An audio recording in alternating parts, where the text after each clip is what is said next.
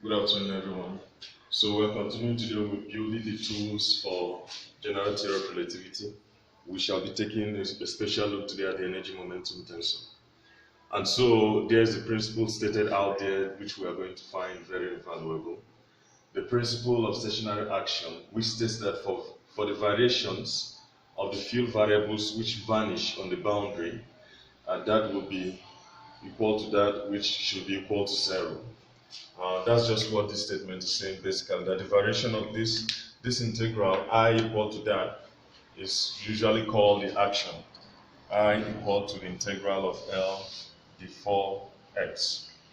And that's how it goes. Now, in this case here, we are looking at what we will call the Lagrangian. The Lagrangian here in this case is equal to that. It's a function of this variable, this and its derivative, q alpha, and its derivative. So at this point in time, the variation of this will be given generally by that equal to the integral. Okay, so maybe I can just take in the variation that equal to the 4x. And then in essence, this is the same thing as saying the integral of differentiating the Lagrangian with respect to q alpha, and then having a variation with respect to q alpha plus the L, the q alpha, comma gamma, and then the variation also with respect to that, q alpha, comma gamma. And here we have the 4x. So taking this variation, this whole thing should be equal to 0. That's what the principle states.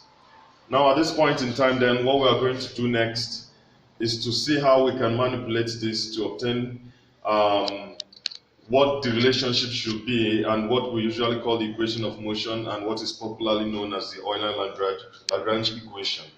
So very quickly, looking at this second expression, one thing we can do is, for instance, write it in such a way that it will look like, say, this is equal to the dl, the q alpha, variation of q alpha, plus dl here, the q alpha, comma gamma. And so, at this point in time, the variation and the partial derivative commute. In other words, I can decide to differentiate q alpha after taking its variation, differentiate it with respect to x gamma after differentiating it with respect to, differentiate it with respect to x gamma after varying it in this form. So the two commute. So I can either perform this one first, just like it was stated here, before performing this variation, or vary q alpha first before differentiating with respect to x gamma. Now what's my intention in doing this? I can write this second term, the L, the q alpha, comma gamma, and here I have again the q alpha here, comma gamma. Now looking at this expression, we can just imagine this, for instance. What if we had something like this? Say the L, the q alpha, comma gamma, and here I have just q alpha. If I were to differentiate this expression with respect to x gamma, this is supposed to give me two terms. So let me just try to avoid any confusion. This is supposed to give me, for instance, the L, the q alpha, comma gamma, and then here, comma gamma, keeping this variation a constant, plus I keep the first factor a constant this time, the q alpha, comma gamma, but then I differentiate the q alpha with respect to the variation of q alpha with respect to x gamma. It therefore means that this here could be made the subject of the formula. So this implies that the L, the q alpha, comma gamma, with the variation of q alpha, comma gamma is the same thing as the L, the q alpha, comma gamma, and then variation of q alpha here in all, with that as is there in the left hand side, minus I have here the L, the q alpha, comma gamma, and which here is differentiated with respect to x gamma, and the variation left all alone by itself. So we have just been able to write this second term here on this expression. We have just been able to write the second term in this form. So we can just substitute this then in place. In place of this, we can just substitute those two expressions here. But then I would like to be more elegant with this. So you can see that this has a variation with respect to Q alpha, and there's a variation with respect to Q alpha staying here all alone. So in one blow, I would like to combine these two expressions together. I would like to combine them just together. You can see this one here. So I'm going to have here, okay, so maybe what I'm going to need outside here should be maybe a curly bracket. With a curly bracket, I open a bracket. I say the L, the Q alpha, and then the next thing I'm going to have will be a minus. Here, the L, the Q alpha, gamma, and the common thing to both of them is the variation of Q alpha.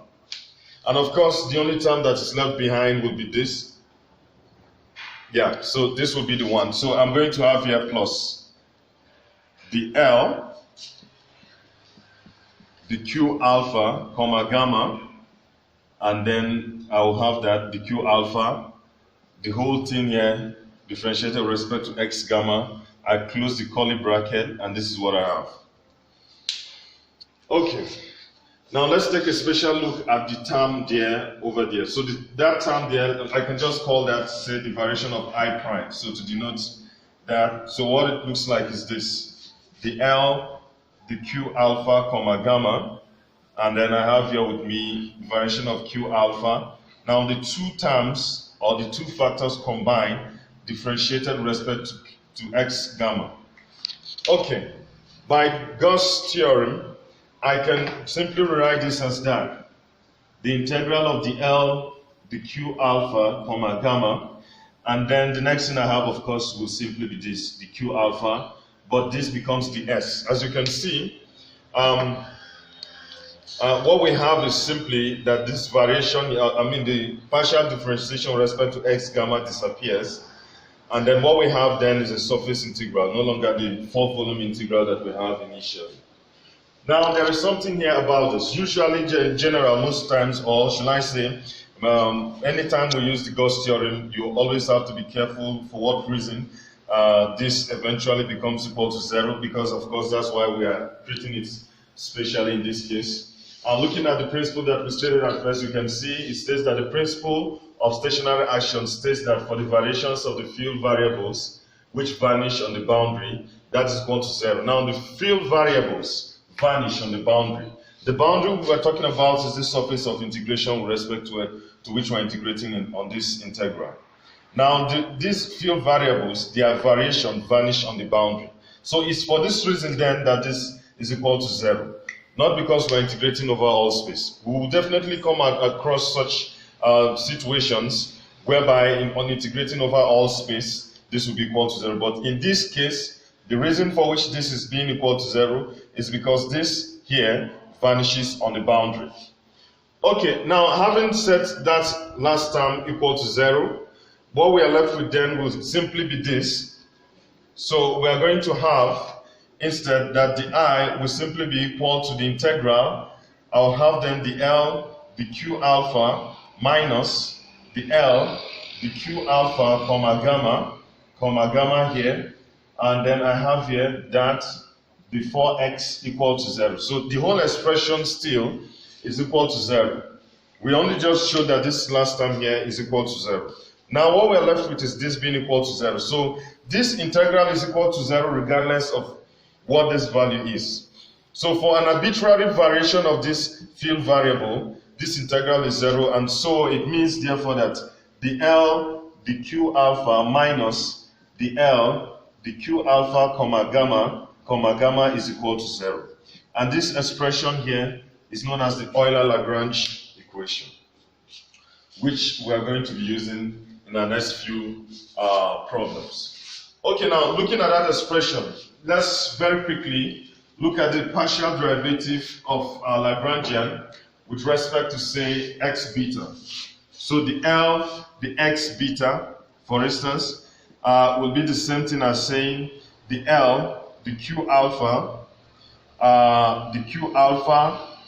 the x beta plus the L, the Q here, I'm going to have alpha, gamma, the Q alpha, gamma, the x beta. Yeah, Q alpha, comma gamma, because if you remember, our Lagrangian is a function of Q alpha and Q alpha, comma gamma. And so this is just a simple chain differentiation or expansion that we've performed for the Lagrangian. What we can do next is looking at this expression. Here, this expression is the same thing as some Q alpha, comma beta. But from our Euler-Lagrange equation, you can see already, so let me write this first, this factor here first, comma beta. From our Euler-Lagrange equation, this being equal to 0, you can see that the L, the Q alpha is equal to the L, the Q alpha, comma gamma, I believe, yeah, that's what it is, comma gamma, and then again, comma gamma. That's what we will get this to be from that expression. Now again, this will be plus, so I'm going to do something here. This expression here, so let me just do that here. This expression, the Q alpha, comma gamma, the x beta, is just the same thing as, say, Q alpha, comma gamma beta. So in other words, of course, since it's a partial differentiation and it commutes, I might as well write it as that, which in the end will be the same thing as the Q alpha, comma beta, the x gamma. Just take a moment to see that again. You can see what it just simply means is that I've just brought this beta here and gamma here. This is just all partial derivative.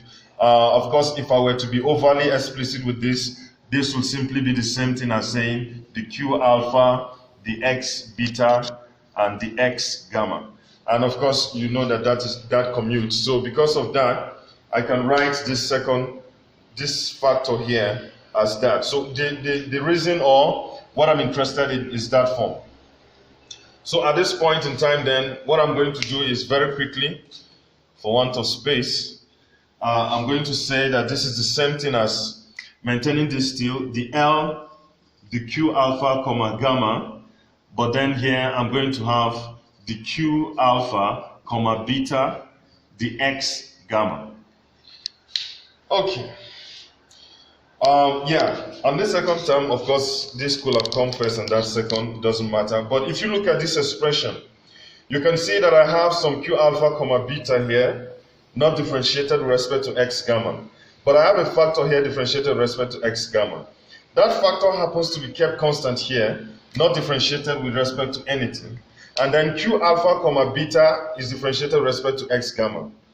So in essence, this whole expression simply looks like this. Q alpha, comma beta, the L, the Q alpha, comma gamma. So if you are to treat this expression using the Leibniz rule, by differentiating this first and keeping that constant, we'll get this term here.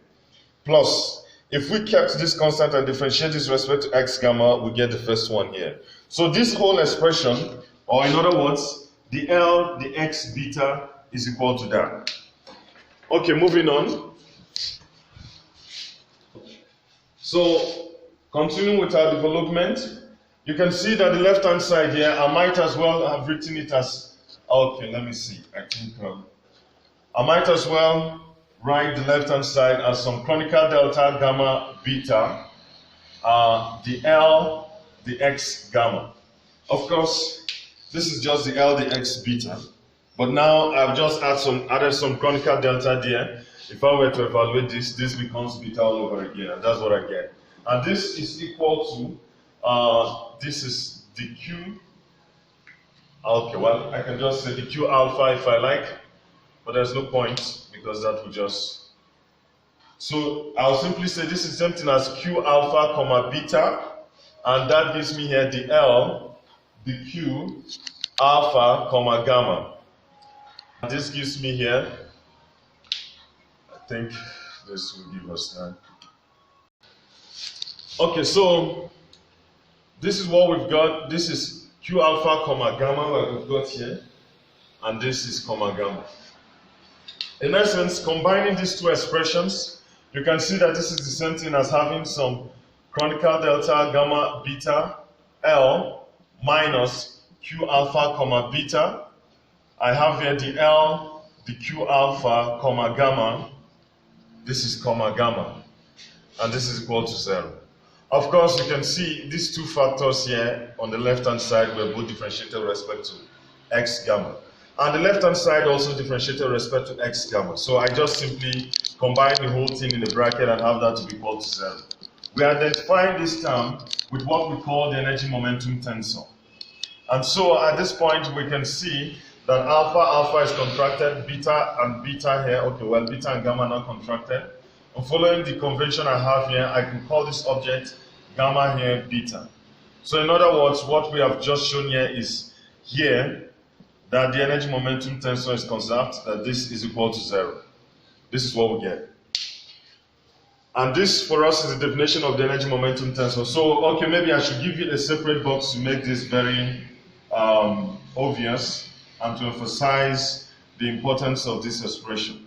Minus Q alpha comma beta, the L, the Q alpha comma gamma. And that is the energy momentum tensor. That is the energy momentum tensor. Okay, what do we do next? At this point in time, you can see that we have this as a definition of the energy momentum tensor. However, with this way of deriving it, or well, we can say defining the energy momentum tensor is not unique. In the sense that I could add some object to this. And for instance, here at this point in time, I'm going to use here just what I've. So, for instance, I could define some energy momentum tensor, let's say, this lambda beta to be equal to this, plus that, plus some object, which I've just outlined right from the beginning, gamma alpha, and here beta comma alpha. The thing here is, with this expression, of course, with the proviso that gamma alpha, this is alpha here, beta comma alpha is equal to minus, so it's antisymmetric in the upper indices, like I've just shown you. So if this is antisymmetric in these two indices, okay, this expression, which was obtained by adding this object to that, will still be conserved in the sense that when I perform this, gamma, beta, comma, gamma is still going to be equal to 0. We shall see that in a moment. But now just a few more words. The point here is we have an object here. One of the indices on top is the one with respect to which is being differentiated. I have gamma alpha. And here I'm differentiating with respect to x alpha. And note that when I try to differentiate this, or find the divergence, or try to differentiate this with respect to x gamma, I'll be differentiating this object with respect to x gamma. So the two indices with respect to which they are antisymmetric, that's in terms of their permutation, are the two with respect to which we are differentiating. In other words, here on this term, when I have gamma, beta, comma, gamma, this is going to be T gamma, beta, comma, gamma. Of course, this we know to be equal to 0 already, right from our definition like we stated. Plus here, this gamma alpha, beta, comma, alpha, then again, gamma also joining because I'm differentiating the whole object with respect to x gamma. This on its own have already been differentiated with respect to x alpha. So this again is differentiated the second time with respect to x gamma. Yes, to x gamma. As you can see, like I stated from the beginning, gamma and alpha, or x gamma, x alpha are the objects with respect to which I'm differentiating this. And the gamma and alpha also are the objects with respect to which the object is antisymmetric. Okay, now at this point in time, we can see also just by observing, we can do something like this, alpha, gamma, or gamma, alpha. Let me just stick to the form or order in which it appeared here on the expression. Gamma, alpha, beta, comma, alpha, gamma. You can see that if I do what we always do, interchanging alpha and gamma because they are both dummy indices on this object, and so I can do that. And doing that, then I have here with me alpha, gamma, beta here, comma, I'm going to have here gamma, alpha. That's what it will mean for me to interchange between alpha and gamma, replacing gamma wherever I see gamma with alpha, and wherever I see alpha, I put gamma there. So, and that's what I get here. And those two expressions or objects are just the same. Now, the next thing I can do is to try to permute these two indices. And on doing that, we already stated that this is antisymmetric. So what I'm going to get is gamma alpha, and then here I have beta comma gamma alpha. That is what I get. Again, at this point in time, I can decide once again to perform this same operation, interchanging alpha and gamma on this last expression. In other words, by saying let gamma replace alpha wherever alpha appears, and let alpha replace gamma wherever it appears, this gives me minus here alpha gamma beta comma alpha gamma. But you can see here that this object, except for the minus sign, is exactly the same as what we started with. And since that is the case, we have something equal to minus itself. It simply implies that this object gamma alpha beta comma alpha gamma is equal to 0. So if by this manipulation or analysis this is 0, you can see that this also gives us 0, which gives us overall that this in general is equal to 0. So with this, we say that the energy momentum tensor is not unique, because I could add any object which, for instance, an object like this one, antisymmetric in 2 indices, that is differentiated with respect to one of those indices. I could add any such object to the energy momentum tensor and get some other energy momentum tensor, and then it will still be conserved. It will still be conserved.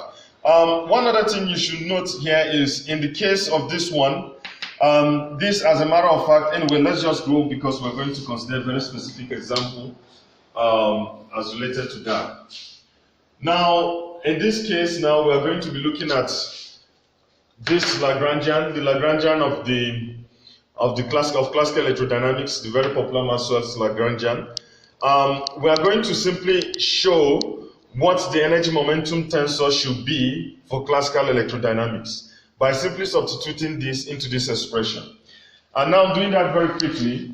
Okay, so as I was saying, considering this Lagrangian, using this here to obtain the energy momentum tensor for classical electrodynamics, I'll have to substitute this here in here and here also. Okay, so I have here alpha beta. I think I could write this as some T nu mu equal to here nu mu L minus Q. I will use iota, comma, my beta all along has been mu, and this will be the L, the Q, iota repeats itself, comma, in place of gamma I have nu. Okay, I'm doing this because my Lagrangian, it has alpha in it, or beta. It has beta, and this expression also has beta. So it will have been wrong, or I will have run into very serious problems. Definitely wrong, as a matter of fact. If I had just substituted this directly into this expression, it's already repeated here twice, and then it will be occurring twice. And of course, according to our rule of tensor analysis, that shouldn't be tenable. So at this point in time, what I'm going to do is to substitute this into this Lagrangian. And looking at this, of course, what will be my variable? Here, my variable, as according to what we know what this should be, alpha, F alpha beta, for instance, which is the field tensor, is the same as the alpha A beta minus the beta A alpha. If I'm using the command notation, this will be terrible, very, very terrible. And so one will be very careful to know which he or she is using. You can see alpha occurs here first before beta, beta occurs before alpha, but in this case it's reversed. So we just have to be very mindful of whatever notation we're using for the field tensor in our expression. So at this point in time, I will simply not touch the first term here, because I see nothing really to be done at this stage for that term. So this will be minus, I will have here A iota, comma mu, and then I'll have D, the A here, iota, comma nu. And my Lagrangian will be minus F alpha beta all over 16 pi. Yeah, that's what I will have.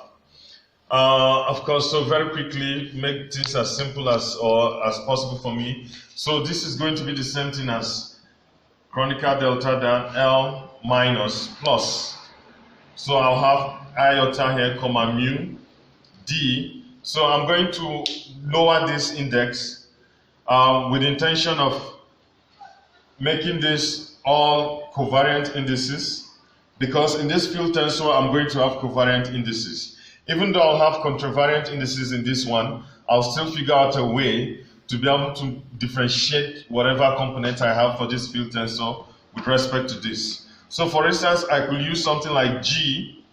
G for instance I could use, and maybe I can say G kappa iota. This will then be dA sub kappa comma nu. Yeah, so of course, if I were to simply evaluate this out, the kappa will be raised back to iota using this metric tensor. So again, as I proceed, we already pulled out this minus sign to make that plus. So I will also have here, get the 16 pi out of the way, put that out there. And so what I'm left with is simply the expansion of here, the A. Okay, so I'm going to be very careful, like I've already said. So just like was stated or written in this expression, so I want to make it look just like this. So this is what I'm going to do. Alpha beta, so I'm going to have the S to be A beta comma alpha minus A alpha comma beta. You can see that I'm following the second notation. So and in the second notation, F alpha beta will be, the first one will be beta comma alpha. Then here I'll be multiplying, of course, the same should be expected, even for the contravariant indices. This again will be beta comma alpha minus A alpha comma beta. And that's what I have. Okay, now moving on, I have that this is the same thing as chronicle delta dot L plus. I have A. Okay, so I would like to raise this metric tensor. So maybe I can say this is the same thing as G kappa iota inverse A here, iota comma mu all over 16 pi. And then I have here D, the A kappa comma iota. And then I would like to multiply whatever is in there out. So this will be the same thing as A beta comma alpha minus A beta comma alpha, A alpha comma beta minus A alpha comma beta, A beta comma alpha, then plus A alpha comma, I'm trying to, all in the beat to have that fit in there. Let's see. A alpha comma beta, and here A, I'm going to have again alpha comma beta. That's what I have there. So that's the curly bracket. And with this being an inverse, of course, it means here that I have, this is going to be plus G kappa iota. So the inverse of the metric tensor, or the inverse of the metric tensor, will give me that. And so I have this to be again iota comma mu all over 16 pi. And then, of course, I'm going to try to perform some operation on what we have over there in the curly bracket. Looking at this second term, or let me just say, this one here, A beta comma alpha, and the last term here, you can see that if I were to perform this operation of interchanging alpha and beta, which I can do again because these are dummy indices, if I did that for each factor here, this term will exactly be the same as the first. So performing that operation, I have 2A beta comma alpha, A beta comma alpha minus. Again, looking at the middle terms here, for the second one, if I were to perform the same operation of interchanging alpha and beta, I will have this term here to look exactly like this one. Because then this beta will come over here and alpha replaces it here. And then this alpha comes over and beta goes over there, and that looks exactly like this. So this gives me again minus 2 of A beta comma alpha, A alpha comma beta. That's what this gives me. That is what I get in the curly bracket. So I have a factor of 2 which comes out, and then again, this again operating on this, I'm just going to lower this iota using the metric tensor so that this becomes chronicle delta dot L plus A kappa comma mu all over 16 pi. Okay, so I'm going to just go ahead to express this, cancelling the 2's, which is common. So of course this becomes 8 pi. And then this becomes again d, the a kappa comma nu. And what I'm left with is a beta comma alpha, a beta comma alpha minus a beta comma alpha, but then a alpha comma beta. That is what I've got there. So the 2, which is common in that bracket, cancels this or divides this out, and we get 8 pi here. And this lowers this index, and we get the kappa down there. So what I'm going to try to do is to simply evaluate this. So come over with me here. This is d kappa comma nu, and I have here with me, I believe this is beta beta. So this is going to be a beta comma alpha, a beta comma alpha minus, and then here this should be alpha comma beta. And that is what this is. So just to confirm and make sure, before we get into any long lengthy algebra that may turn out to be mistaken. Okay, so now at this point, I'm going to differentiate all this with respect to that. So writing this out, this is going to be the same thing as saying, okay, let me take this one at a time. This is going to be the same thing as saying equal to the a beta comma alpha, the a kappa comma nu, and then leaving this constant, plus a beta comma alpha, the a beta comma alpha, the a kappa comma nu, and then here minus, I have a minus, and this will be the a beta comma alpha, the a kappa comma nu, and what I've got here is a alpha comma beta. Then minus again, a beta comma alpha, but then the a alpha comma beta, the a here kappa comma nu. Okay, we can see this is convenient, or in the sense that it just looks like what we would want. And this, on the other hand, you have contravariant indices here, but covariant indices here. And this wouldn't be good for us unless we find a way to make this exactly similar. Looking at this one, I think we can already see how we can combine them. But then let's just go ahead with saying that performing this differentiation here, you can see that if beta were equal to kappa and alpha equal to nu, this will simply be equal to 1. Otherwise, should any of these conditions be violated, either this or that, we get 0. So we get a set of conical deltas here of beta, kappa, and then alpha, nu. No anti-symmetrization here, everything here is completely exact. And that. Now plus, I'm going to perform a trick here, which has to do with having to raise some of the indices. Now look at this. For instance, what we said, if we try to raise this index, now whatever metric tensor I use to raise this beta, I can use to lower this. The same applies for the alphas. Since these are dummy indices, it means I can write that term as a beta comma alpha, but then the a beta comma alpha. We are going to be using this trick a lot as we proceed in this lecture. Now this will be again minus. In this case, we have them to correspond, and so we're just going to have some conical deltas of beta. Okay, well, it doesn't matter which I put first, but beta kappa, and then conical delta of alpha nu. That's what I get for this one. Multiplying a here, alpha comma beta, minus. On this term again, I can perform the same trick that I used for the second term. So I'm going to have instead here a beta comma alpha, the here a alpha comma beta, the a kappa comma nu. Now you can see that by doing this, I'm able to have this, for instance, correspond with this one, differentiating a completely covariant tensor with respect to a covariant tensor. That's what I've done in this second and last terms. Okay, now evaluating this further as we move on. So it's clear here that for this term, we are simply going to evaluate all these conical deltas. For whenever we see beta, we can replace it with kappa, and whenever we see alpha, replace it with nu. And the same is applicable here. And of course, in this next step, we're going to have to express the conical deltas that we obtain for this. So I simply say this is something as a, beta here becomes kappa, comma alpha becomes nu.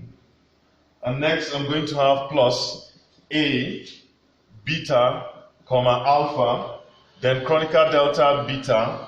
The next thing that I have here is kappa, chronicle delta alpha, and the next thing I have is nu.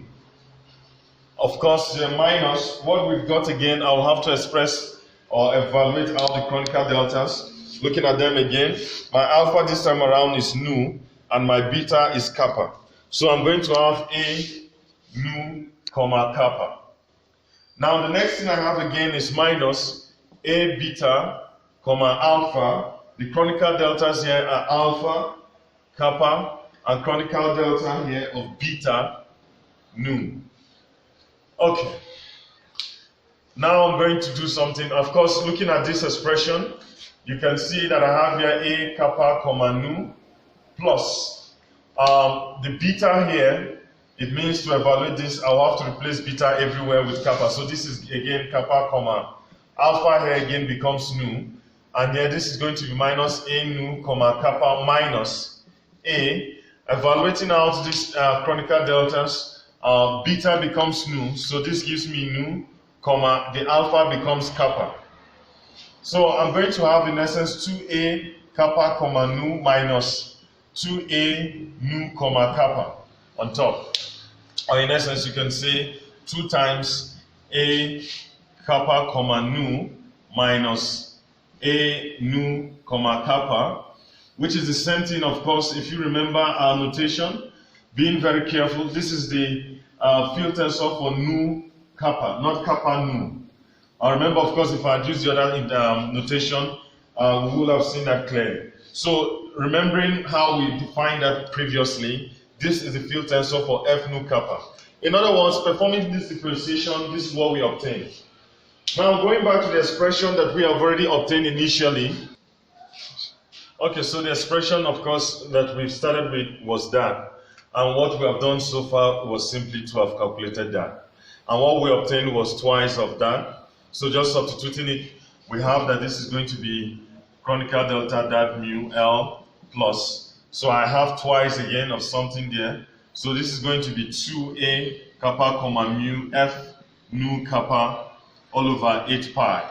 And of course, I have this to be that L plus A kappa comma mu all over 4 pi F nu kappa. At this stage, we do have something that we can call the energy momentum tensor, in the sense that we already defined it. This was 8 pi cancelled here. This is the energy momentum tensor that we have. But then, of course, you can see that we have a problem. Obviously, looking at this, I can decide to raise this mu. It wouldn't matter for the chronicle delta, but it will matter on this second term. And you can see that replacing mu and nu wouldn't be the same. In other words, this is not symmetric. And we will expect this for the energy momentum tensor. Not being symmetric is not good, as it's going to be very deleterious for us. We're going to see this illustration later on. But one important point we have made along these lines was to have shown that even this is not unique. So I can add another term to this tensor, so long as it's antisymmetric in the 2 indices with respect to which I'll be differentiating that object. I will end up again having this to be conserved. Of course, this is still conserved as we have derived it, or in our own derivation, this on its own is still conserved. In other words, if you are to calculate this comma nu, you still obtain this to be 0. However, the problem we have with this expression is that it's not symmetric. And so we are going to think of what to do to add to this expression to make it both symmetric and still conserved. And we are going to look at a term that I've written out already here, a term which I've written out like this. So for instance, I could call this term, let me call this theta nu mu. This, for instance, I could call minus 1 all over 4 pi A sub mu here, and F nu kappa comma kappa. Well, and you can see, of course, in this expression, this, if I were to write it out, I would have something like minus 1 all over 4 pi A mu comma kappa, F nu kappa, and then again minus 1 over 4 pi A mu, but then F nu kappa comma kappa. From the Maxwell equations, this will be equal to 4 pi all over C times J nu. But this, of course, we are not looking at we are looking at a situation whereby charges are absent. So in that case, this expression will be 0, this factor will be 0, and in that case, this term also will be 0. So we are not going to be considering, or we are going to say that this is still the same thing as just this single term alone, minus in the second term, which will be absent because we are dealing in absence of charges. So if the charges are absent, or if there are no sources, we'll have that this is just equal to that. And if you look at this, you can see that with the minus sign here over 4 pi, this a sub mu comma kappa does sort of make up for a sub k or kappa comma mu, and which will give me some covariant field tensor. And if I were to add that, of course, I will have that to be symmetric.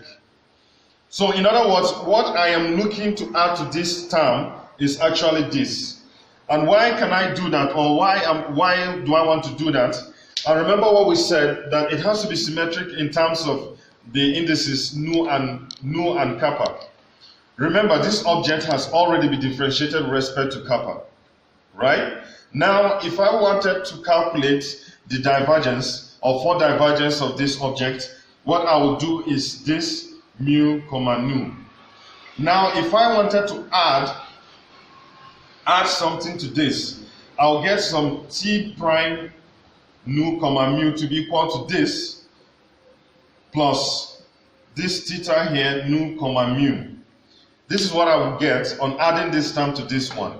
But remember what we said, that it has to be antisymmetric in two indices, in this case both contravariant indices. Of course, the field tensor is antisymmetric in terms of the permutation of these two indices. And remember again that the differentiation that we are going to be performing on this to get it to be conservative or conserved will be respect to x nu necessarily, so that this again, when we perform that, like we said, this first term will still be 0, like when we perform this expression, and this again, nu mu comma nu, this again will still be equal to 0. It will still be 0 because if you recall, this nu mu comma nu, in this case, looking at this expression, will be equal to minus 1 over 4 pi. I'll have here a f mu, f nu k. I already have some comma kappa there, but differentiating with respect to x nu gives me nu here. So I'm going to be differentiating with respect to x kappa and x nu. And now, okay, whatever order in which they occur, it doesn't matter because partial derivatives conserve.